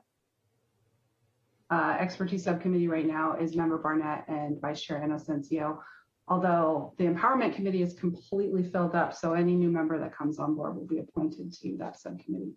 Great. I understand if that's not something to take on, I'd be willing to help out with that a little bit. I just think that a concrete example is a really good thing. If folks are having a hard time knowing, how to deal with our applications, that might be one of the first steps to making it a little bit easier. So with that, I think that is it for our questions and comments. We have one more question. Another question? Yeah, Member Richardson has her hand raised. Oh, Member Richardson, I'm sorry. I was looking right at you. I didn't see it. That's okay. I just wanted to support your comment of, I think having a concrete, concise example would encourage, it would remove that barrier from people applying for the grant. And I'd be willing to support and help come up with that as well. Like maybe one or two examples, maybe one that's like straightforward of something pretty simplistic, and maybe one that's a little bit more in depth or detailed or to use as a sample. Okay, that's great. Thank you for that, and I would enjoy working on that with you, Member Richardson. So expertise subcommittee has that we're willing and able to help. And moving right along, we do have a motion for approval of all 6 of our grant applications, and we had a second. Can we at this time go to a vote? Yep. Here. All right, I'm going to do a roll call vote on this one. Member Barnett? Aye. Member Baldenegro? Aye. Member Rom? Aye. Member Richardson? Aye. Member Roberts? Aye. Member Square? Aye. Member Steffi? Aye. Member Tornado? Aye. Thank you. Vice Chair Inocencio? Aye. And Chair Graves? Aye. Awesome. That passes with 10 votes, and all applications for Q2 have been approved. Great work, everybody, and thank you for. We got the happy dance. I don't remember that being in the minutes as required, but if you'd like to bust out with a couple moves, do so now. And, thank you, everybody, for your flexibility and your energy in putting forth in those comments and great discussion on some of the hurdles that we had to go through, and they were new hurdles to us. I don't know, having extra money shouldn't be a problem. It's a good problem to have. But getting the next batch of money is also something that we want to have happen.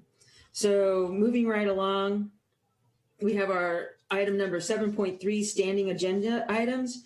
Any issue of concern to of city residents. And this is a standing agenda item. CAB members will report on issues of concern to community members within their CAB areas and the city as a whole. Is there any issues of concern to bring forth at this time?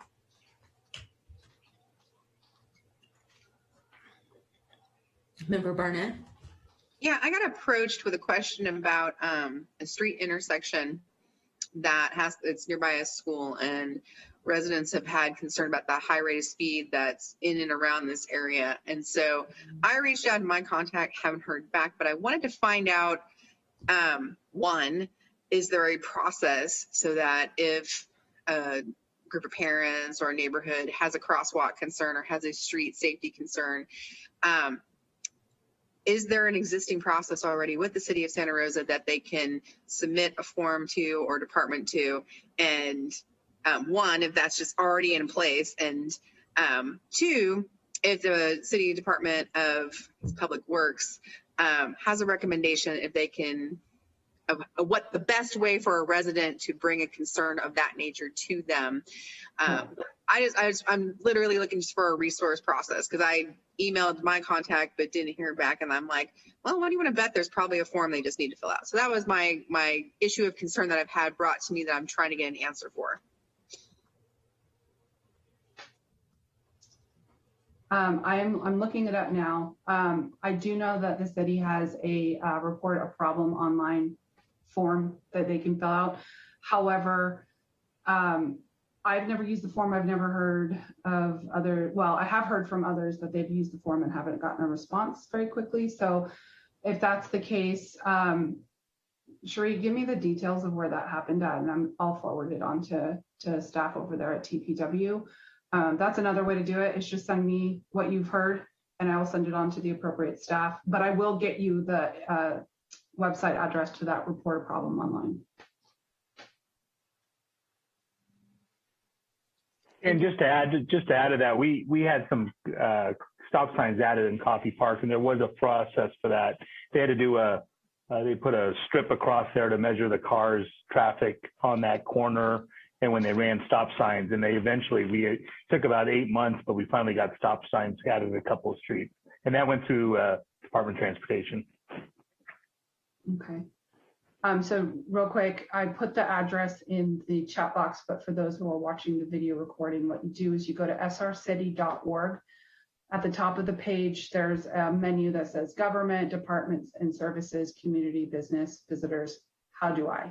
You hover over How Do I, and under Contact, it says Report a Problem Online, and you can find it that way.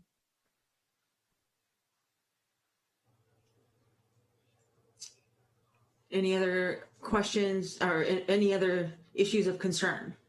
Member Steffi has her hand raised, and then Member Roberts. Member Steffi?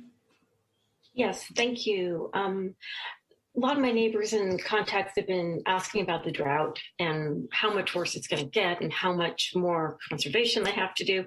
So I've been in touch with Peter Martin at the City Water Department. He's been super happy, super helpful. So I have 3 things he told me about. One is the Water Smart portal. I'll put the URL in chat. It really tells you exactly how much water you're using when, and see if maybe there's a leak or you have a neighbor stealing water at 2 a.m. So it's pretty cool, and it even gives you a projection of what you might be using for the month. And also, he said the plan is to keep us at stage 3, which is a 20% reduction through December. So that's good news unless things get worse.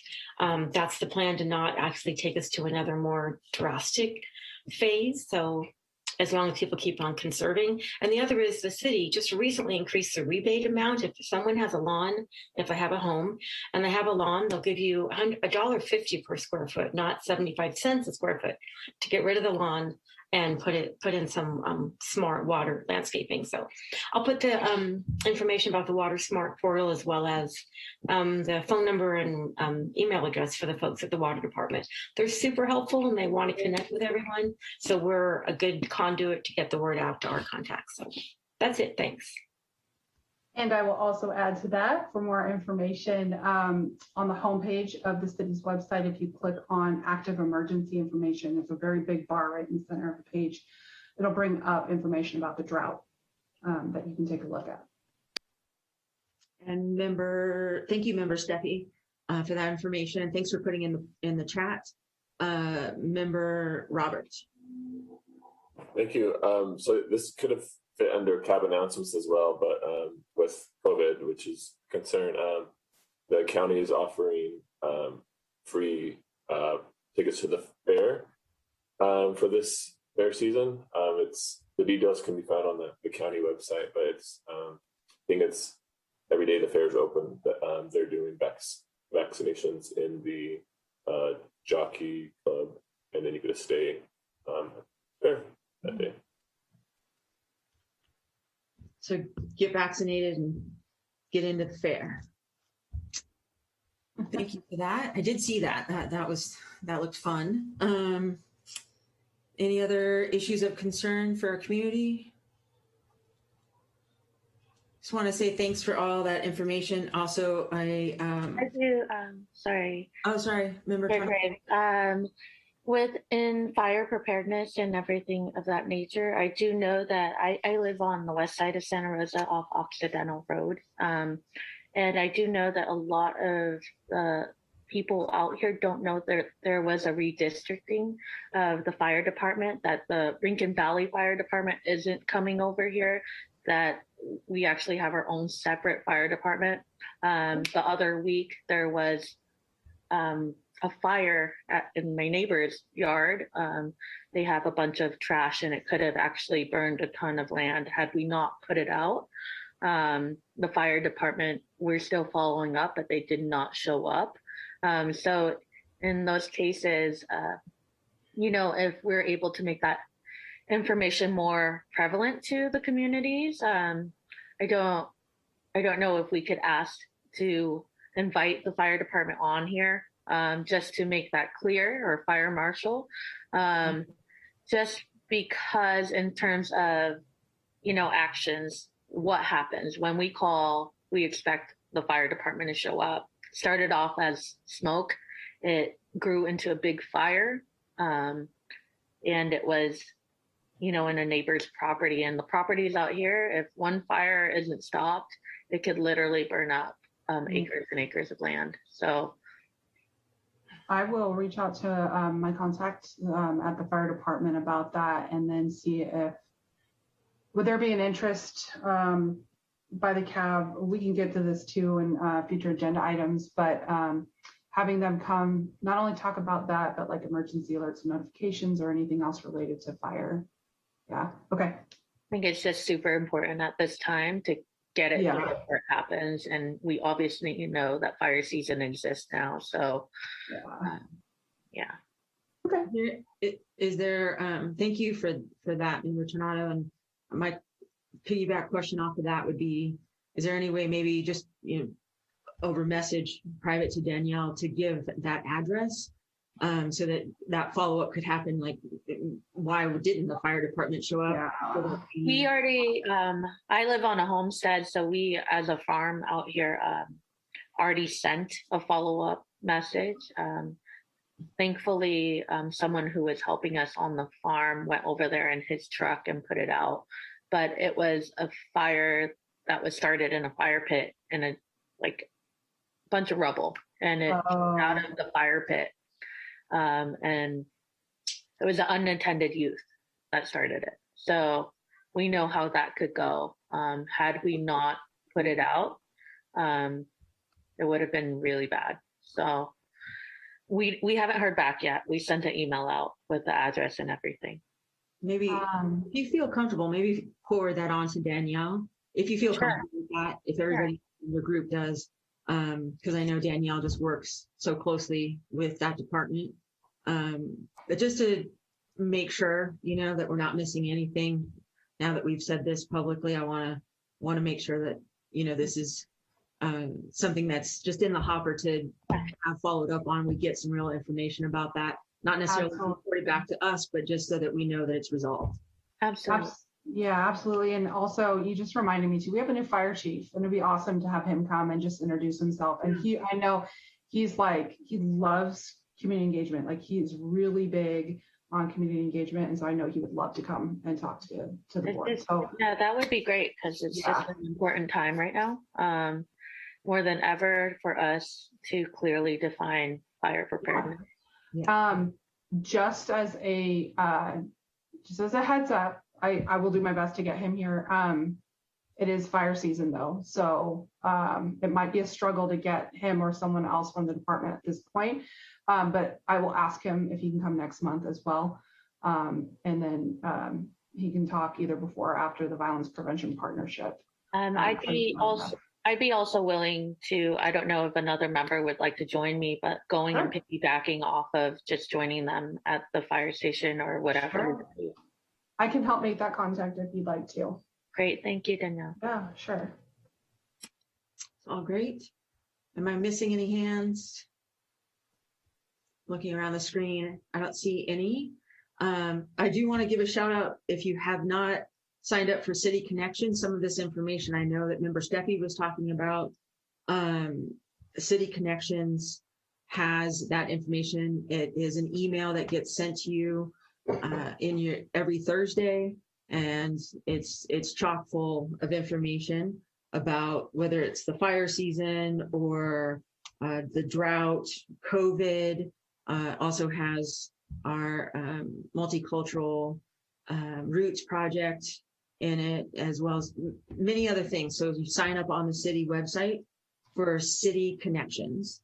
And then I also wanted to make sure that I had mentioned earlier when Mayor Rogers was here about the debris removal team. And I wanted to give that phone number, and I'll put it in the chat as well. But it's 707-543-3800 extension 7, and you call, and they have a route. It's 4 staff members and a supervisor, and they do have a designated route that they go through the city and clean up debris, but they will take that emergency call to go clean up debris as well. And the email is cleancity@srcity.org. And then you can also fill out a form if you go to My Santa Rosa website. But I really suggest an email, because then you have a timestamp and everything right there in front of you when you sent it, and you have the relevant information. Unless it's a full emergency, and then contact them during the day, and I'll put that in the chat. So with that, we're moving on, it looks like, to public comments for item number 7.4. There are no hands raised for public comment. Thank you. And item number 8 is future agenda items. And I know, Danielle, you've probably been adding some on as we have been talking throughout this meeting.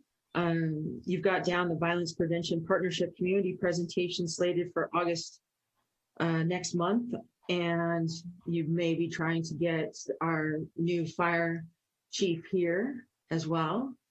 Was there anything else for next week? I mean, next month? Not next week. No stress. Did we skip item 7.4? Oh, sorry.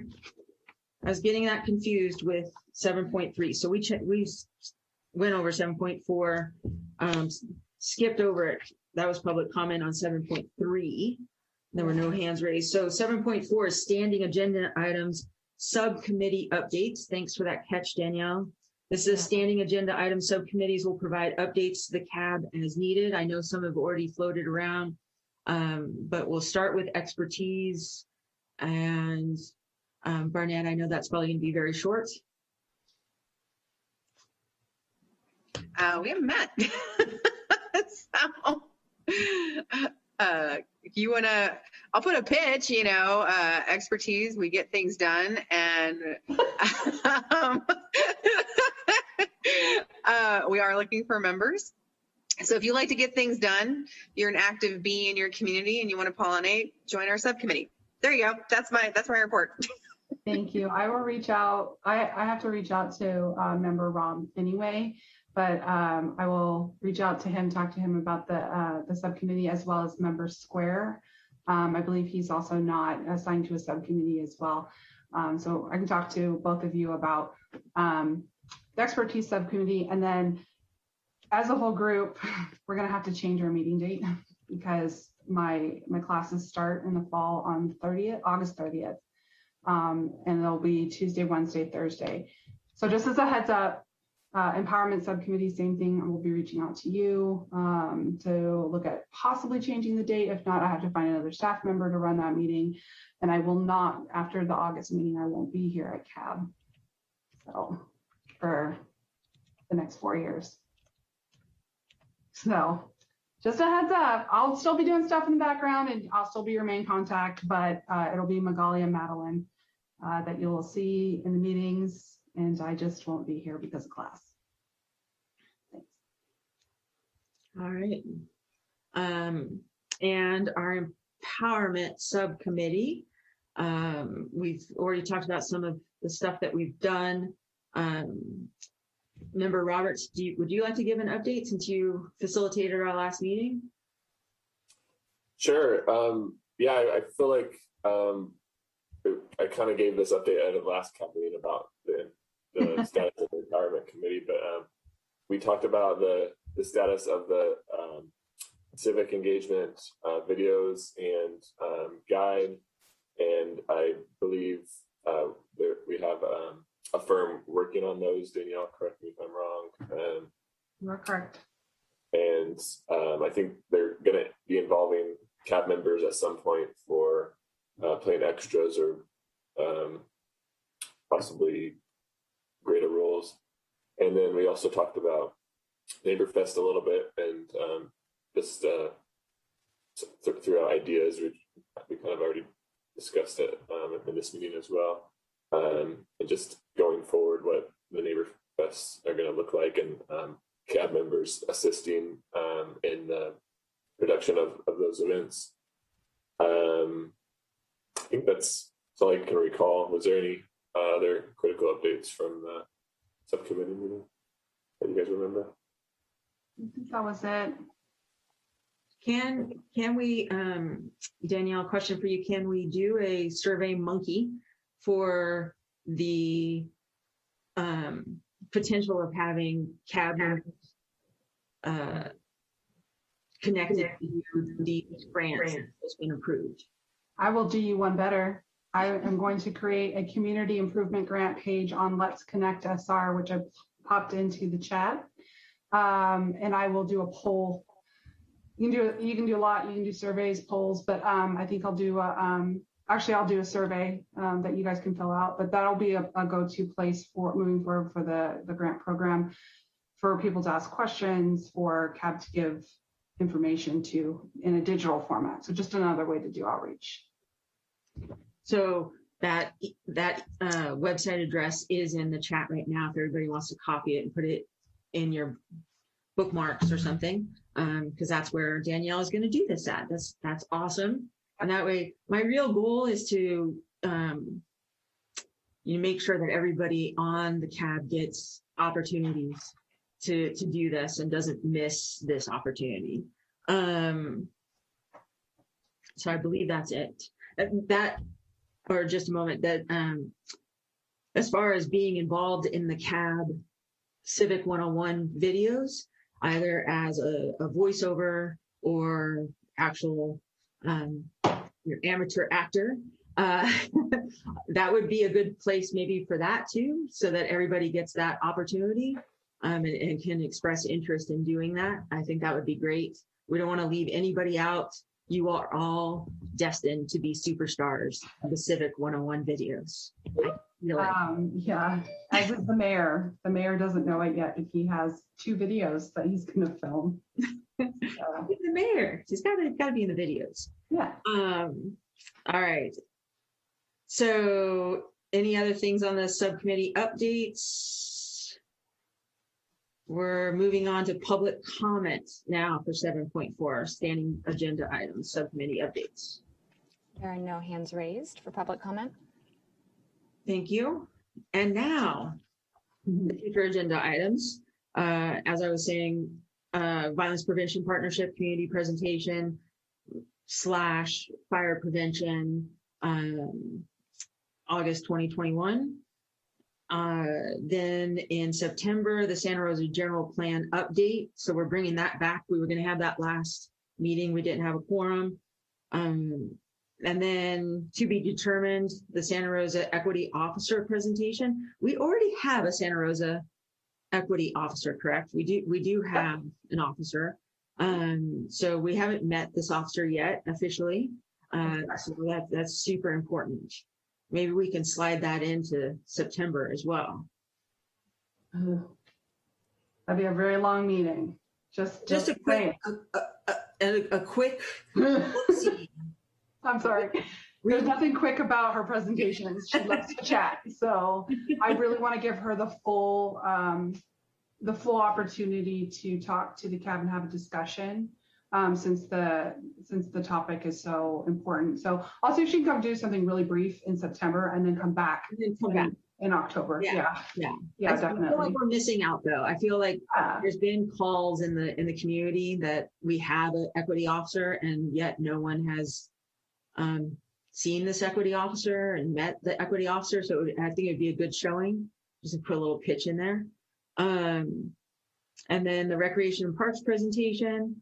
When this gets scheduled, I also want to follow up. I had a phone call with our community services board that works with Recreation and Parks and their chair, Carol, and she would like our board and their board to work more closely together.